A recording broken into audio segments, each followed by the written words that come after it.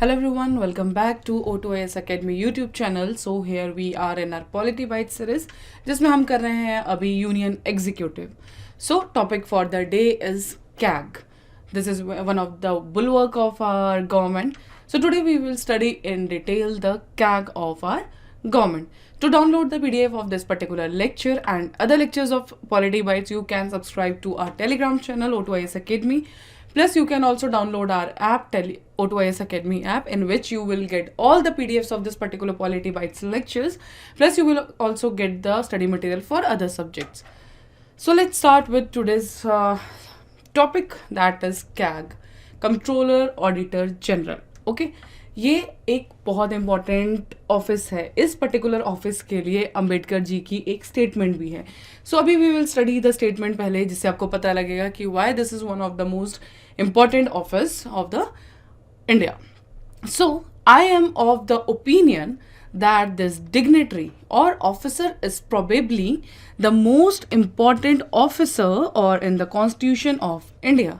He is the one man who is going to see that the expenses voted by Parliament are not exceeded or varied from what has been laid down by Parliament in the Appropriation Act.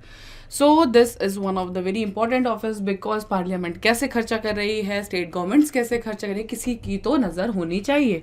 So the reason being you all are paying taxes, या government के पास जहाँ से भी पैसा आ रहा है, certain faeces, taxes, anywhere, तो उस पैसे को यूज़ कैसे किया जा रहा है, जो बजट्स आ रहे हैं उसके यूज़ कैसे किया जा रहा है. So this should be studied by someone very intelligent person, जो बहुत इंपॉर्टेंट ऑफिस होना चाहिए.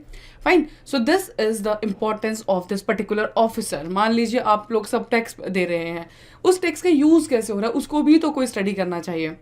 So that particular will be studied by one of the most important office, that is the office of our CAG. Now इतना ही आप समझिए, because all expenses, अगर in simple words हम पढ़ें तो इसका मतलब है कि जो भी पैसा खर्च होता है उसकी पर्टिकुलर जो हर डिपार्टमेंट की, हर गवर्नमेंट की जो रिपोर्ट है उसको स्टडी किया जाएगा. और उसको स्टडी कौन करेगा? That is one authority, that is CAG. इसके साथ पब्लिक अकाउंट कमेटी कैसे काम करते हैं वो हम बिल्कुल लास्ट में पढ़ेंगे, because when it comes to the CAG तो इसका एक प्रोसेस है उस पर्टिकुलर रिपोर्ट को भी स्टडी करने का. Okay, and see we are studying the union executive. तो executive, CAG is the part of the executive. लेकिन जब हम पैक पढ़ेंगे मीन्स पब्लिक अकाउंट्स कमेटी पढ़ेंगे, so all the members of the public account committee will be the legislators. Okay, so when we start with our chapter of the CAG, so पहला article जो आता है that is article number 148. बाकी सब articles जब हमने office पढ़े executive के, so we have studied that one article of our constitution gives the establishment of the particular office. So for the CAG, here is the office, that is the office of the Comptroller and Auditor General of India, and this is an independent office. Okay, ये बहुत important है. In further slides we will also study कि what gives the independence to this office, what ensures the independence of this office. इस authority की independence के लिए कौन से provisions हैं, काम करते हैं, वो भी हम अभी further पढ़ेंगे, because there will be a specific articles for that also. So article number 148 कहता है कि there should be a CAG, one of the bulwarks of the democratic system of government in India. We study about the bulwarks. So ये भी एक bulwark है, means that is a very important part. Bulwark means to keep an eye. In short, when we talk about the bulwarks, that means we keep an eye, check and balances. Okay, so it keeps a check and balance on the financial part of our government's function. He is an independent authority under the Constitution. He is head of the Indian Audit and Accounts Department and chief guardian of the public powers. Next is his duty is to uphold the Constitution of India and laws of Parliament in the field of financial administration. So basically CAG option, accounts option, auditing, ये वो सब कुछ, it's all related to the financial administration of the government, because finances are very important thing which will make run our country. कुछ भी होगा, कोई scheme आएगा, उसके लिए पैसा तो चाहिए. So उस पैसे का यूज कैसे किया जा रहा है, there should be someone who keep the check and balance on that particular part. So that is who will keep that is the CAG. And but this, he is not a financial advisor. I'll tell you one more thing in this particular office has been taken from the Britain. Okay, जब हम अभी last में हम पढ़ेंगे कि what is the difference between the CAG of the Britain and CAG of the India, then we will see कि difference कहाँ matter करता है, fine, because there is a slight difference. जैसे कि इसमें कहा गया है नॉट फाइनेंशियल एडवाइजर। देखिए जब बात हम करते हैं, see wait for some minute, we will come on that slide, then we will study that part. So article 148 में हमें क्या बोलता है, same is the thing. So these are the points जो अभी हमने करा। ओके, सो अब हम बात करेंगे इन आर्टिकल्स की डिटेल में। ओके, तो अभी हमने आर्टिकल नंबर 148 पढ़ा, जिसमें हमने बोला कि कैग की अपॉइंटमेंट होगी, उसकी oath, conditions and service, this will be mention in the article number 148। Then here is article 149, because when it comes to the CAG we study from 148 to 151 articles. 149 में बोलता है duties and powers of the CAG। Okay, next is article number 150, the accounts of the union, but make sure take care of this also and of the states shall be kept in such form as the president may on the advice of the whose CAG। अकेले union के नहीं, state के accounts का भी ध्यान रखा जाएगा, president ध्यान रखेंगे, लेकिन किसके एडवाइस पे, advice will be of a CAG। Okay, then article 150 will the reports of the CAG of India relating to the accounts of the Union shall be submitted to the President, who shall cause them to be laid before each house of the Parliament। I'll tell you one thing, होता क्या है, we'll study one process। CAG ने एक report बनाई, okay, उस report को वो submit करेंगे प्रेसिडेंट को। प्रेसिडेंट इस पर्टिकुलर रिपोर्ट को दोनों हाउसेज में भेजेंगे, ठीक है। बट यहाँ पे रोल प्ले करता है एक committee, that is public accounts committee, जिसमें दोनों के मेंबर्स होते हैं, राज्यसभा के भी, लोकसभा की। इस पर्टिकुलर कमेटी में जो मेंबर्स होंगे दे आर लेजिस्लेटर्स। ओके, तो लेजिस्लेटर्स होंगे, they don't have an idea of the specific technical terms of the account, because reports direct profit loss minus नहीं करना है। We have to study all the technical points also of this particular reports. तो जो reports आएंगी उस particular में आपका क्या टेक्निकल पॉइंट है, so we have to see that part also. So in that case we need a particular one authority. तो जो रिपोर्ट लोकसभा और राज्यसभा के पास आएगी उसको स्टडी करेगी हमारी ये committee, that is pack.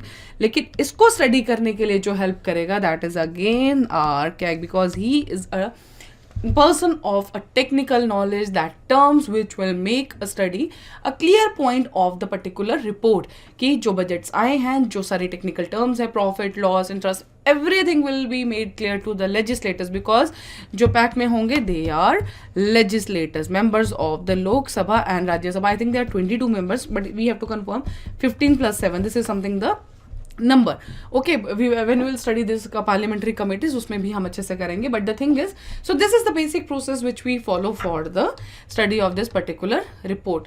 Now the reports of the CAG of India relating to the accounts of a state shall be submitted to the governor, and इसमें गवर्नर किसको करेंगे, that he will let to before the legislature, process will be same, but उसमें president and here is the governor। There's one more article related to this particular, that is article number 279। Calculation of net proceeds is ascertained and certified by the CAG of India, whose certificate is final। कुछ जो net proceeds है उसमें किसी की certification final है, so he is the only a CAG।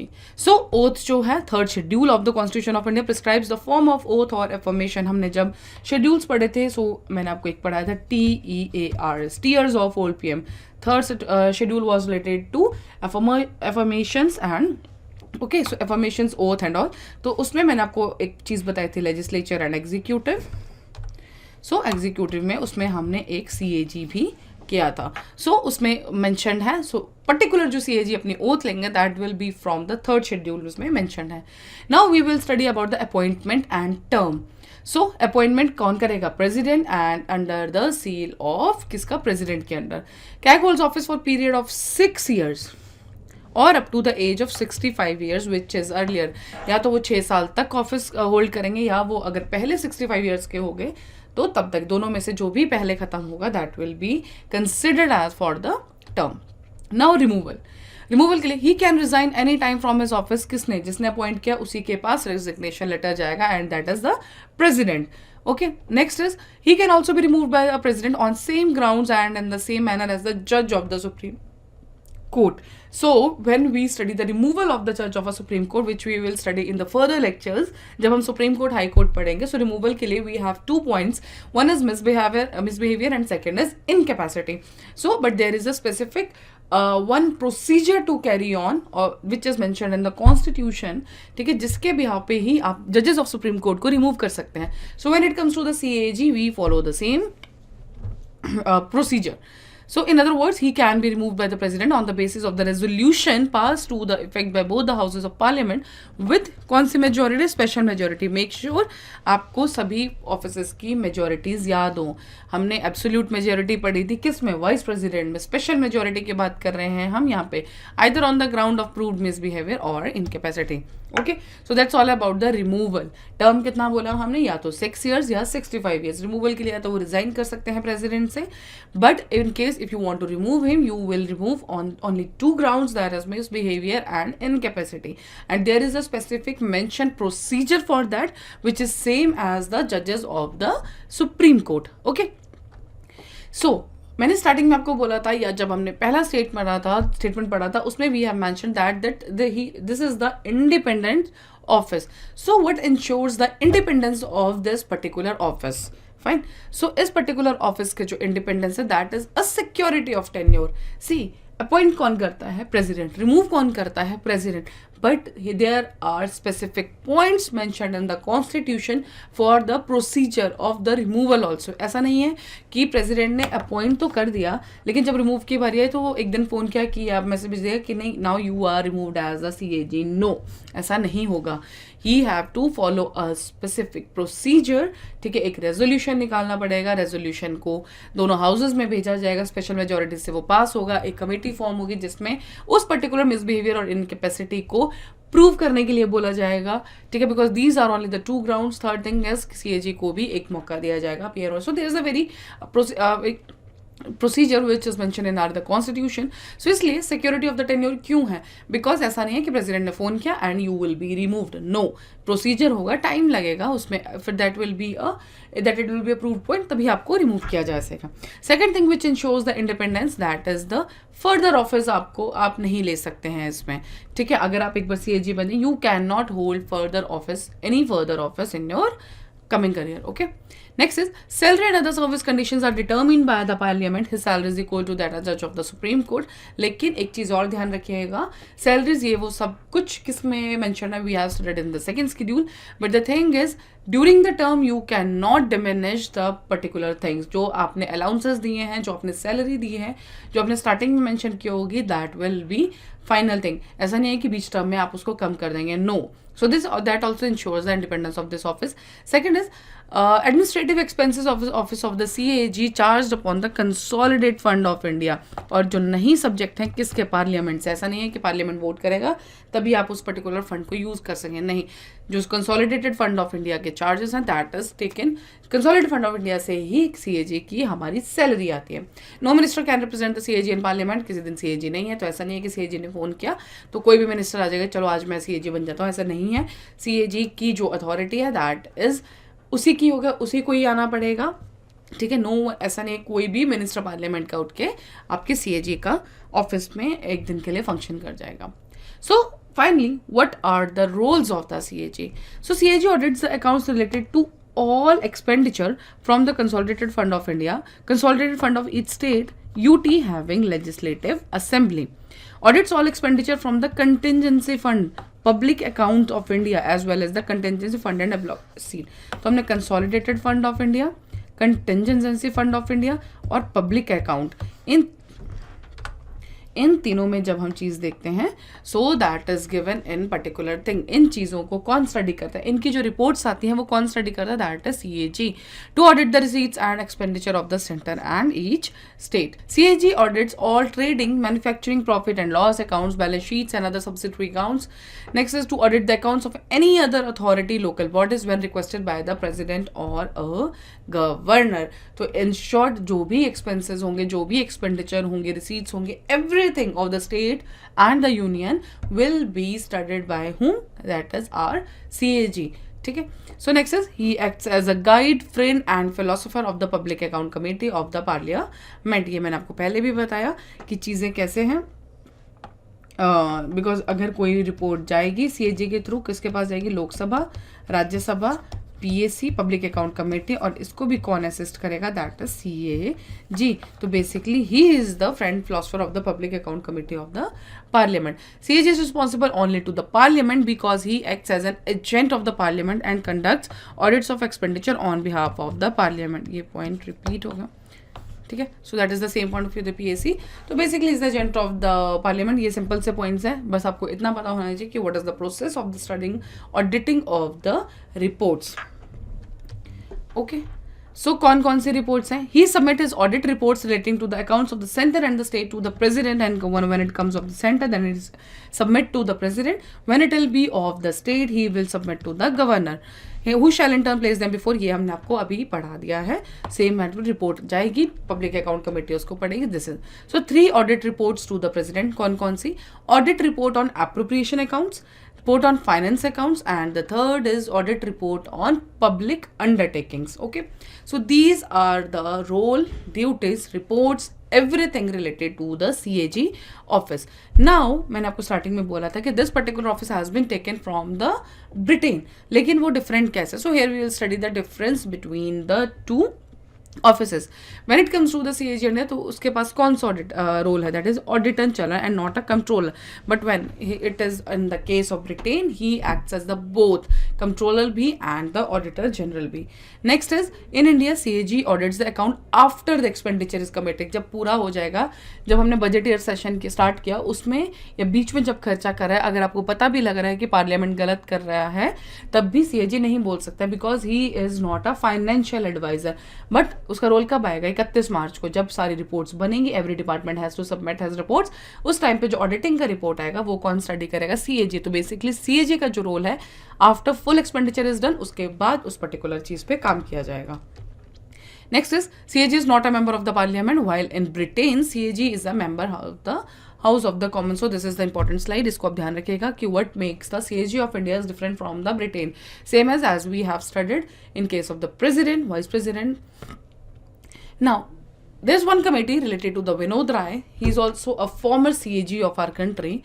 तो इन्होंने एक चीज़ कही थी, bring all private public partnerships, Panchayati Raj institutions and government funded societies within the ambit of the CAG. Next is CAG Acts of 1971 should be amended to keep pace with the changes in the governance. A collegium mechanism to choose a new CAG on the lines of selecting a chief vigilance commissioner. So these are the particular suggestions given by the Vinod Rai committee, but अभी तक apply नहीं हुई है. Let's see what will happen in the future. So here is the public account committee, जो हम बार बार बोल रहे हैं public account. So just see a slide. ये is a parliamentary standing committee under Government of India Act 1919 में. Then audit reports are handed over to. So this here we have mentioned the same process जो मैंने आपको पहले बोला था. So once more we will repeat that thing. कि एक department की एक रिपोर्ट कौन बनाएगा? CAG बनाएगा. वो रिपोर्ट जाएगी प्रेसिडेंट के पास. प्रेसिडेंट वो लोकसभा राज्यसभा में देंगे. Then PAC will come to the sent and PAC को कौन हेल्प करेगा? CAG. तो PAC में जो मेंबर्स होंगे they will be a legislators. Okay, CAG is a executive. So executive is responsible to the legislature. So this is one more thing that is a federalism of our country. ठीक है, कैसे चीज़ें linked है, powers are shared, responsibility. ठीक है, तो this also give the federalism. एक और पॉइंट जो हमारे federal left to right dots अगर आप कनेक्ट करेंगे तो आपको चीज़ें समझ में आ जाएगी. इसमें प्रीएम्बल भी आ गया, बेसिक स्ट्रक्चर भी आ गया. So federalism, because what is federalism? Sharing of the powers. यहाँ पे executive is responsible to the legislature, powers getting shared. So here is the thing which maintains the federalism of our country. So let's see some practice questions for this. Next is, which of the following provisions ensure the independence of the office of the CAG? Okay, so his salary can be altered by the parliament only. Okay, he cannot hold any private office after he ceases to hold his office as CAG. Wrong. Government office भी वो held नहीं कर सकते हैं. Next is, okay, sorry. The administrative expenses of the office of the CAG are charged upon the Consolidated Fund of India. So first and third answer will be C. Next is, in India, other than ensuring that public funds are used efficiently and for an intended purpose, what is the importance of the office of the CAG? So we will study. CAG exercises exchequer control on behalf of the Parliament when the President of India declares national emergency and financial emergency. तो क्या ऐसा है? क्या हमने पूरे इसमें ऐसा पढ़ा कहीं पे? Next is CAG reports on the execution of projects और programmes by the ministries are discussed by the public accounts committee. Information from CAG reports can be used by investigating agencies to press charges against those who have violated the law while managing public finances. While dealing with the audit and accounting of the government companies, CAG has certain judicial powers for prosecuting those law who violate the law.